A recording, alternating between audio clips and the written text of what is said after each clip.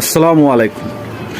আমার যে ছাদের উপর দেশি মুরগির ঘরটা আছে সেই ঘরে 2 জোড়া দেশি কবুতর, তো অলরেডি 1 জোড়া ডিম নিয়ে বসে আছে আলহামদুলিল্লাহ। তো আজকে সকালে আইসা দেখি যে আরেক জোড়া ডিম পারছে, ঠিক এইভাবে ডিম পারছে মাশাআল্লাহ আলহামদুলিল্লাহ। আরও হাঁড়িতে ডিমটা পারে নাই, কারণ হাঁড়িটা ও অলরেডি ভিজায় ফেলাইছে ময়লা টয়লা দিয়া। তো আমি এই হাঁড়িটা সরাই দিই, দেখছেন আমি কালকেও পরিষ্কার করছি।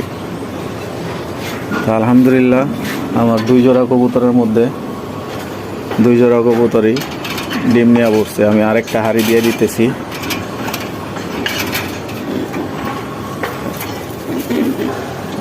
এই হাঁড়িটা আমার মাশাআল্লাহ আলহামদুলিল্লাহ।